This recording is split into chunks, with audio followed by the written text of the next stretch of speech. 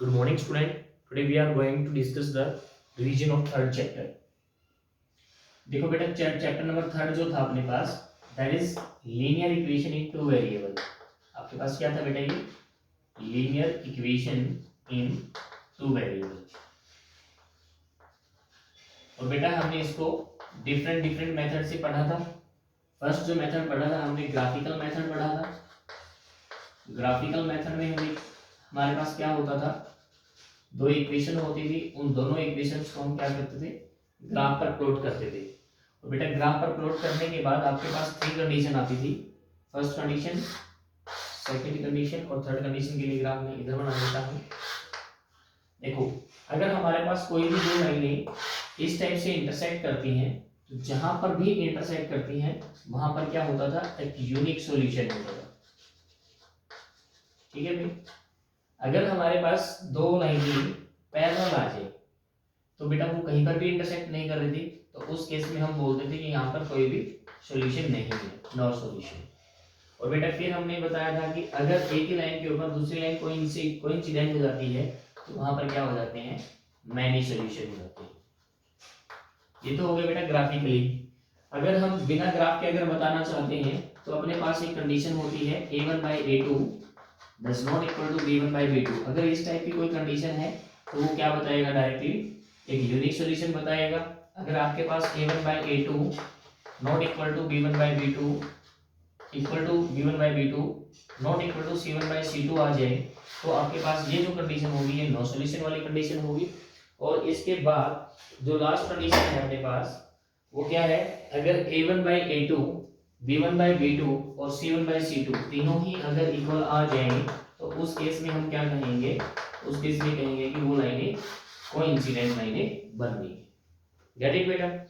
इसके बाद देखिए कि a1 a2 b1 b2 c1 c2 आता कहां से है। जो अपने पास जनरल इक्वेशन होती है वो क्या होती है, a1x b1y plus c1 equal to 0, a2x plus b2y plus c2 equal to 0। Ninth class में आप लोगों ने पढ़ा था कि जो general equation of linear equation in two variable क्या बनती है, ax plus by plus c बनती है। अगर अपने पास फर्स्ट इक्वेशन है तो हमारे पास यहाँ a1 b1 c1 लग जाएगा, सेकंड इक्वेशन है तो a2 b2 c2 लग जाएगा। ये यहीं से हम बेटा कंपेयर करके a1 b1 c1 a2 b2 c2 की वैल्यू निकाल लेंगे। उसके बाद हम बता देंगे कि यहाँ इस पर इसका एक सॉल्यूशन बनेगा या नो सॉल्यूशन होगा या मैनी सॉल्यूशन होंगे। ठीक है बेटा।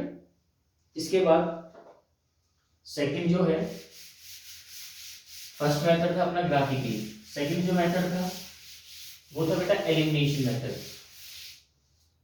ठीक है भाई, सेकंड जो मेथड था वो एलिमिनेशन। एलिमिनेशन में करते क्या थे भाई हम, एलिमिनेशन मेथड में एलिमिनेशन नाम से क्लियर है बेटा, एलिमिनेट करना। उसमें हम एक एलिमेंट को एलिमिनेट, एक वेरिएबल को एलिमिनेट कर देंगे और एक वेरिएबल को अगर हम एलिमिनेट कर देते हैं तो बेटा दूसरा जो बचता है उसकी डायरेक्टली वैल्यू हमें मिल जाएगी। सपोज हम एक एग्जांपल लेके इसको सोल्व कर रहे हैं कि हमारे पास सपोज कीजिए कि x + y = 10 है और हमारे पास 2x - y = 4 है। अगर आपके पास ये इक्वेशन है तो आपको x और y की वैल्यू निकालनी है, तो बेटा निकाल तो हम ग्राफिकली से भी सकते हैं और इससे भी सकते हैं। तो एलिमिनेशन मेथड कैसे लगाते हैं, इसमें या तो x को एलिमिनेट कर लीजिए या फिर y को एलिमिनेट कर लीजिए। यहाँ से किसको एलिमिनेट करना इजी रहेगा बेटा, अगर हम ऐड करें तो y से y कट जाएगा, कट जाने के बाद हमें ओनली x मिलेगा। तो आफ्टर एडिंग जरूरी नहीं है हर बार ऐड से ही हो, सब्ट्रैक्ट भी करने को मिल सकता है। तो आफ्टर एडिंग क्या हो जाएगा बेटा, यहाँ पे ये माइनस का हो जाएगा, सॉरी एडिंग में कोई चेंज नहीं होगा, माइनस प्लस वाई कैंसिल हो जाएगा, 2y और 1y, 2x और 1x 3x हो जाएगा, 10 और 4 14 हो जाएगा। तो x की वैल्यू कितनी आ रही है बेटा, 14/3। Get it. तो x की वैल्यू 14/3 आने के बाद यहाँ पुट कर दीजिए 14/3 प्लस y = 10। y की वैल्यू कितनी आ जाएगी, 10 - 14/3। इसको सोल्व कर लीजिए, सोल्व करने के बाद कितना आ जाएगा, 30 - 14/3 दैट इज 16/3। तो y की वैल्यू आ जाएगी बेटा 16/3, x की वैल्यू कितनी आ जाएगी 14/3। तो इस टाइप से हम क्या करेंगे, एलिमिनेट कर लेंगे, किसी एक वेरिएबल को एलिमिनेट करके दूसरे वेरिएबल की वैल्यू निकालेंगे। तो इस टाइप से बेटा हमने एलिमिनेशन मेथड से क्वेश्चन सोल्व किए हैं। उसके बाद थर्ड जो मेथड हमने पढ़ा था, थर्ड मेथड था अपने पास एलिमिनेशन के बाद सब्स्टिट्यूशन।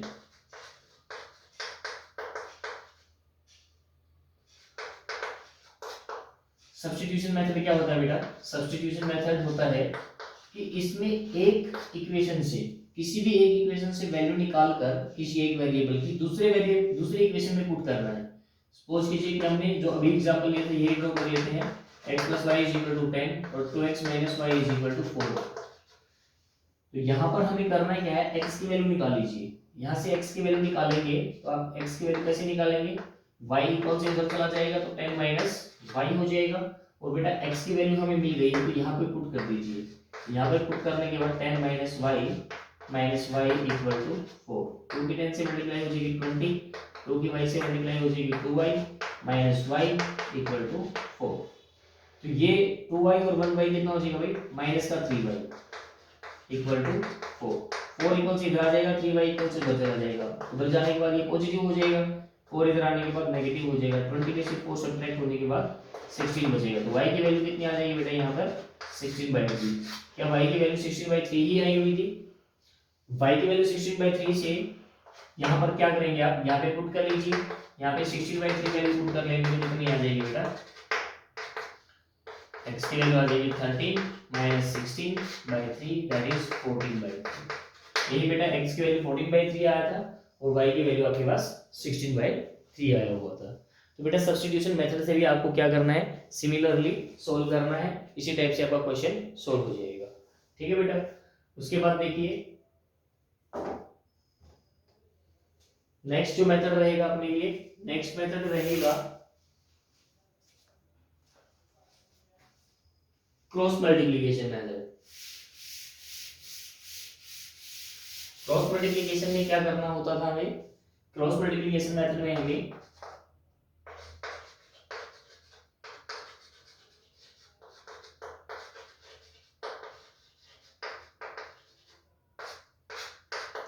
क्रॉस मल्टीप्लिकेशन में x की वैल्यू निकालने के लिए मैं डायरेक्टली फॉर्मूला बता देता हूं बेटा, क्या बनेगा, b1 c2 b2 c1।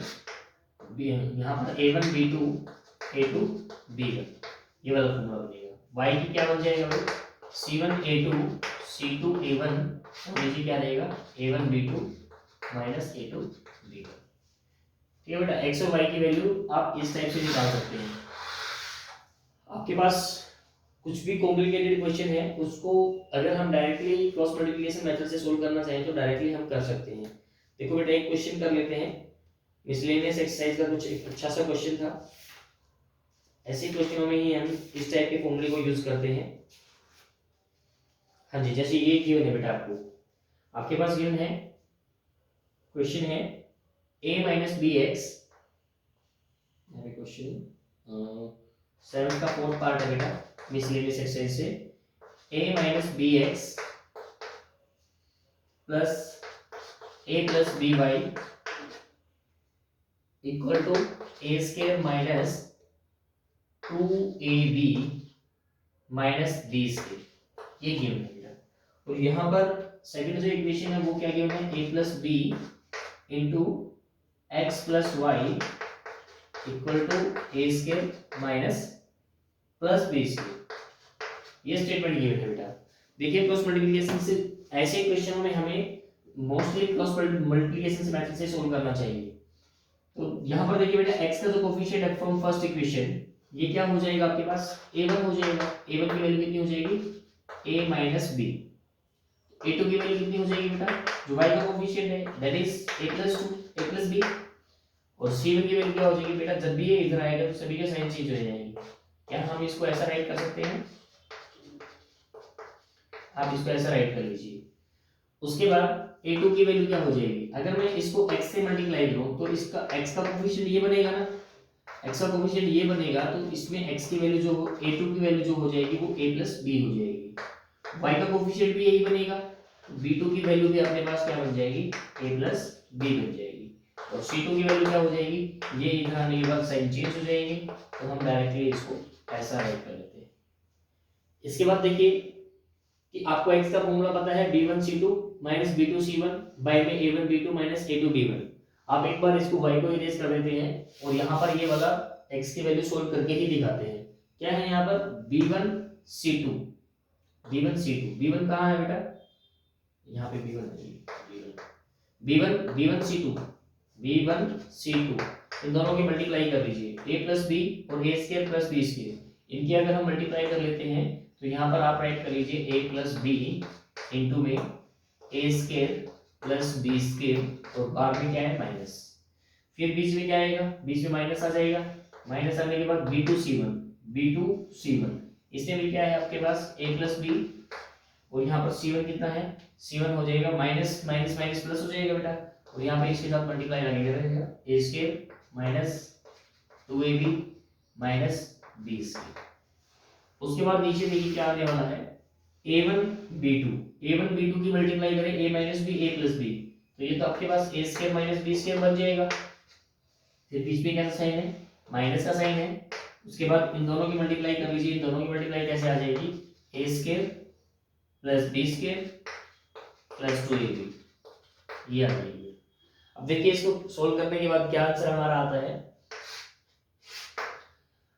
यहाँ दोनों से क्या कॉमन आ रहा है, a प्लस बी यहाँ से भी है यहाँ से भी है, क्या मैं a प्लस बी को कॉमन कर सकता हूँ, a प्लस बी को हमने कॉमन कर दिया अभी।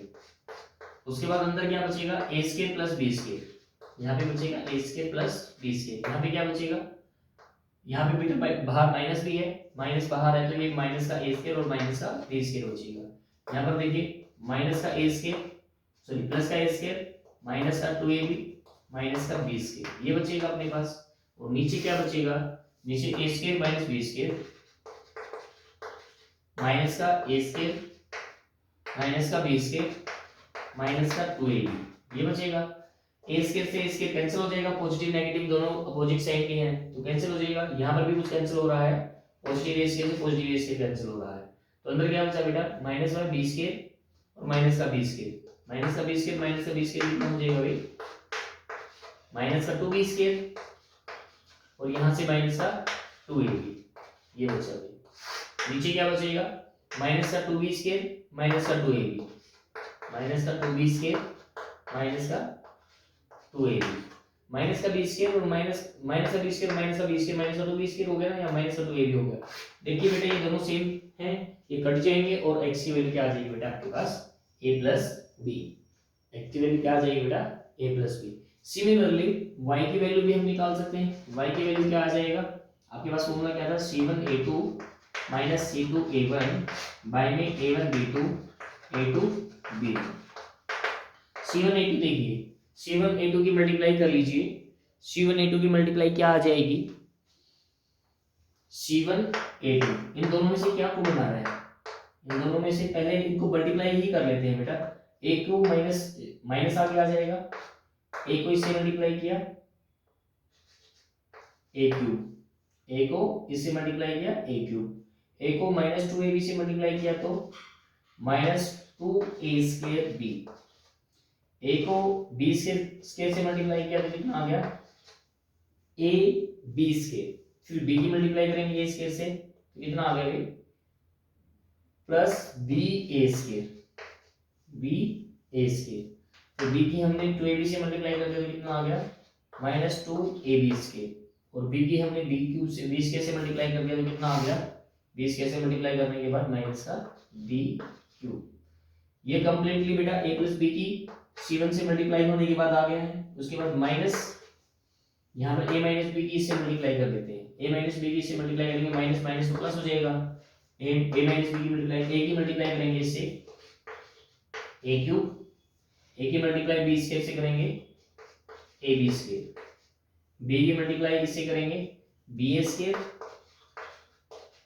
माइनस का है तो बेटा माइनस का हो जाएगा ये, और b की b स्क्वायर से मल्टीप्लाई करेंगे तो माइनस का b क्यूब, इस टाइप से हो जाएगा बेटा।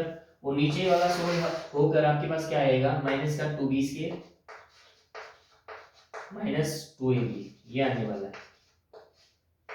अभी ऊपर वाले न्यूमरेटर पार्ट को सोल्व करके देख लेते हैं बेटा। अगर ये माइनस है तो साइन चेंज कर देगा, साइन चेंज कर देते हैं बेटा। यहाँ पर ये माइनस का हो जाएगा, ये प्लस का हो जाएगा, ये प्लस का हो जाएगा और ये बेटा माइनस का हो जाएगा, ये प्लस का हो जाएगा और ये भी प्लस का हो जाएगा। ठीक है बेटा। अब यहाँ पर देखिए क्या कैंसिल होने वाला है, ए क्यूब से ए क्यूब कैंसिल होने वाला है और बी क्यूब से बी क्यूब कैंसिल होने वाला है।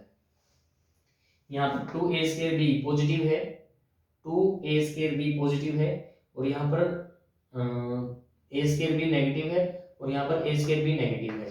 तो 2a² b negative, 2a² b negative, 2 positive, 2a² b, ये कैंसिल हो जाएगा। उसके बाद यहाँ पर देखिए 2ab², 1ab² और 1ab², ये आपके पास कितना बच गया बेटा, 4ab² बच गया।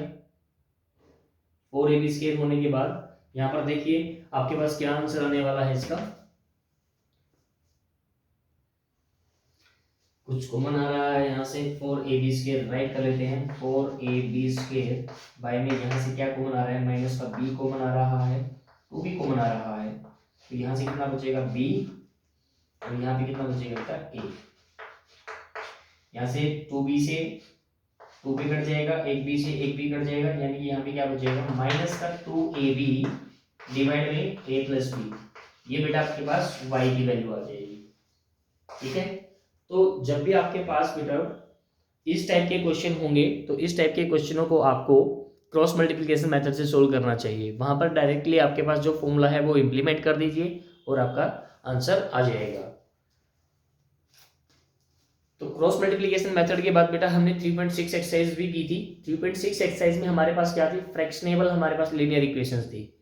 कुछ फ्रैक्शनेबल लीनियर इक्वेशन ऐसी होती है जिनको एलसीएम लेने के बाद सिंपल में कन्वर्ट हो जाती हैं, लेकिन जब हमारे पास वेरिएबल डिनोमिनेटर पार्ट में आना स्टार्ट हो जाए तो हम करते क्या है, हम उसको कुछ ना कुछ अलग वेरिएबल में मान लेते हैं।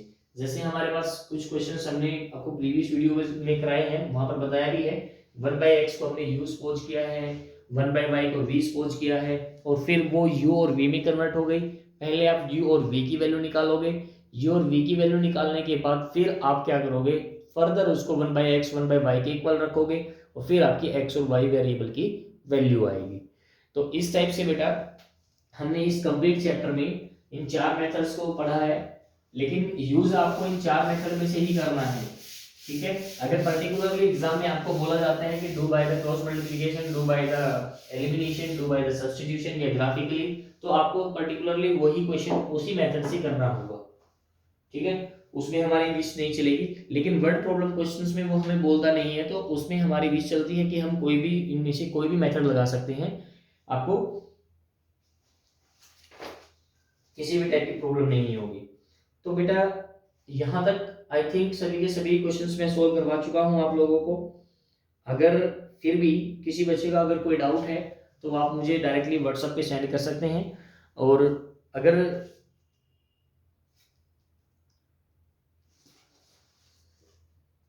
आप कोई रेफरेंस बुक से पढ़ रहे हैं तो उसका भी बेटा स्क्रीनशॉट लेकर या क्वेश्चंस राइट करके नोटबुक पे आप मुझे भेज देना। उनका सॉल्यूशन बेटा विद इन 1 और 2 डेज आपको मिल जाएगा। Okay student.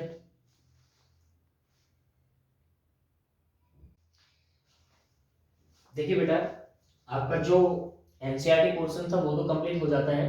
कंपटीशन के लिए देखिए कि हम कुछ एक्स्ट्रा चीजें आपको बता रहे हैं। देखिए इक्वेशन ऑफ लाइन,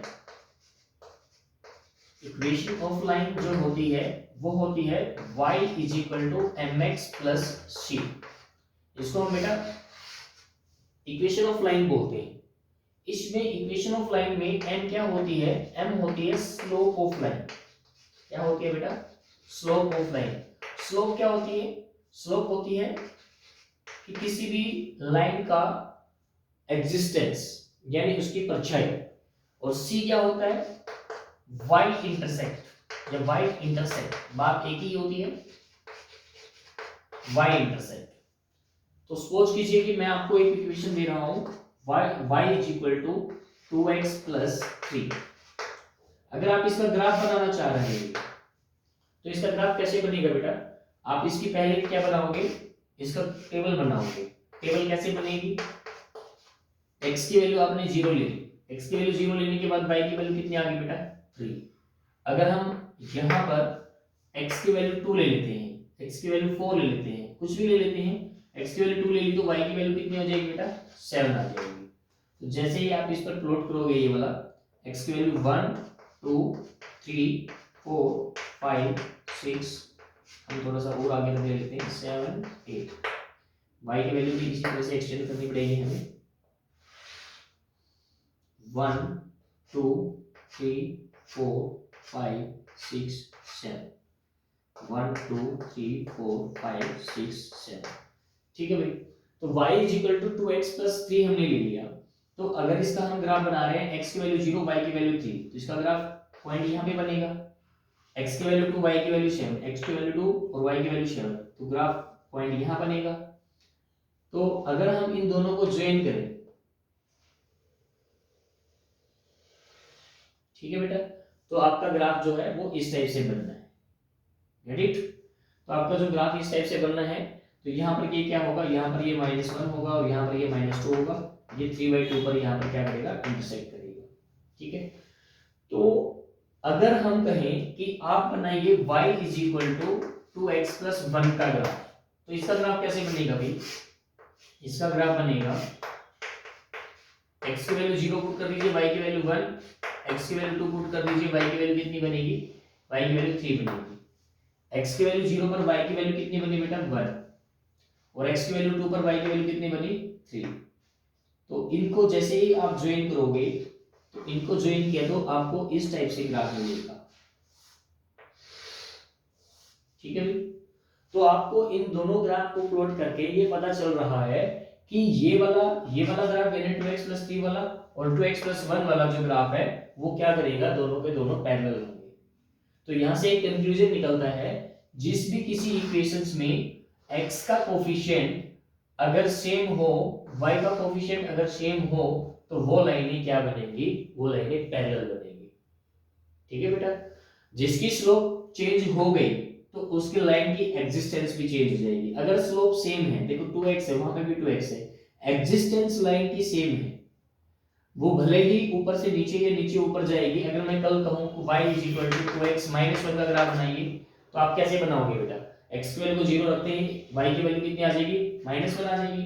-1 आते ही आपका ग्राफ कहां से प्लॉट करेगा, आपका ग्राफ इस टाइप से प्लॉट करेगा पैरेलल, ठीक है। अगर कल मैं कहूं कि y is equal to 2x minus 5 का बनाइए, तो यहाँ पर देखिए -5 कहाँ होगा, -5 यहाँ होगा, -5 के एग्जिस्टेंस में ये पैरेलल ग्राफ बनेगा आपका। जब भी कभी m की वैल्यू सेम होगी तो ग्राफ क्या होगा बेटा, ग्राफ विल बी पैरेलल होगा, गेट इट। उसके बाद देखिए ये क्या करता है, स्लोप होता क्या है, आप 10वीं क्लास में पढ़ेंगे, स्लोप को हम टेंजेंट थीटा से रिप्रेजेंट करते हैं। और तो थीटा क्या होता है, theta is inclination of the line with the x axis, यानी कि ये जो एंगल है ये थीटा है, इन सभी में ये जो एंगल होगा वो इक्वल होगा, क्योंकि पैरेलल लाइन क्या करती है, इक्वल एंगल बनाती है, इक्वल एंगल बनाती है ना, तो ये एंगल इक्वल होगा, ये स्लोप जब सेम है तो एंगल इक्वल होगा, एंगल इक्वल होगा तो स्लोप सेम होगी, लाइन पैरेलल है तो स्लोप सेम होगी, एंगल इक्वल होगा तो स्लोप सेम होगी हमारी। तो यहाँ से एग्जिस्टेंस ऑफ ए लाइन, ये ध्यान रखना, अगर बेटा m की वैल्यू चेंज होगी तो लाइन की एग्जिस्टेंस भी चेंज होगी, अदरवाइज लाइन क्या रहेंगी हमारी, सभी पैरेलल लाइन रहेंगी, गेट इट बेटा। तो ये एक नया कॉन्सेप्ट था। अब इसके बाद इक्वेशन ऑफ लाइन हम किसी और मेथड से भी पढ़ सकते हैं, जैसे कोऑर्डिनेशन ज्योमेट्री में y minus y1 and x minus x1 से भी बेटा हम क्या निकाल सकते हैं, इक्वेशन ऑफ लाइन निकाल सकते हैं। तो देखिए बेटा, अगर मैं आपको कोऑर्डिनेट दूं, मैंने आपको क्या दे दिया बेटा, मैंने आपको कोऑर्डिनेट दे दिया, किसी भी लाइन के दो कोऑर्डिनेट दे दिए। सपोज कीजिए कि हमारे पास ये था ना y is equal to 2x plus यहाँ पर 3 था। अगर हम इसको यहाँ पर कोऑर्डिनेट दें 0 और 3, एक फर्स्ट कोऑर्डिनेट दे दिया हमने 0 और 3, और नेक्स्ट कोऑर्डिनेट दे दिया हमने 2 और 7, तो हम इससे इक्वेशन ऑफ ये वाली लाइन निकाल सकते हैं। देखिए कैसे निकालेंगे, सबसे पहले स्लोप की जो वैल्यू है वो कैसे निकलती है, स्लोप की वैल्यू के लिए फॉर्मूला रहेगा x2 minus x1 y2 minus y1 bye में x2 माइनस x1।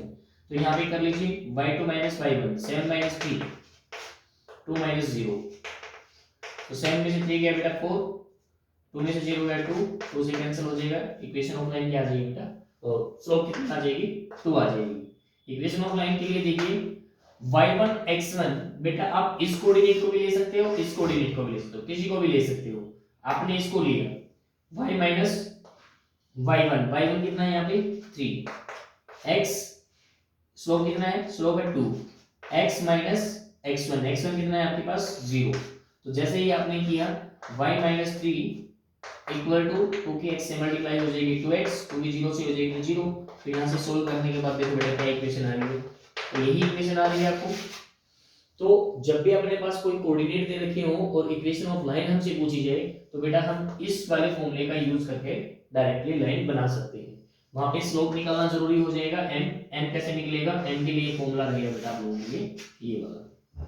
ठीक है बेटा, तो यहाँ से बेटा ग्राफिकली से आपको ये क्लियर होना चाहिए, अगर कोई भी 2 या 3 या 4 कितनी भी लाइनें हैं अपने पास, उन सभी का अगर स्लोप सेम होगा तो वो लाइनें पैरेलल होंगी, स्लोप चेंज होगा तो बेटा उनकी एग्जिस्टेंस चेंज हो जाएगी। ठीक है, तो उसके बाद फिर हमने क्या किया कि हमारे पास कोऑर्डिनेट गिवन है तो भी हम इक्वेशन ऑफ लाइन बना सकते हैं। कैसे बना सकते हैं, y minus y1 m x minus x1 का यूज करते हुए। तो देखना बेटा जहां पर भी जैसी भी स्टेटमेंट आएगी इसका कैसे यूज हो सकता है वो आप कंपटीशन टाइप के क्वेश्चनों में देखेंगे। होप सो कि ये भी चीज कॉन्सेप्ट आपको समझ में आया होगा और थर्ड चैप्टर भी बेटा आप लोगों का कंप्लीट हो गया होगा। तो आज का लेक्चर यहीं पे खत्म करते हैं बेटा। Thank you, have a nice day बेटा।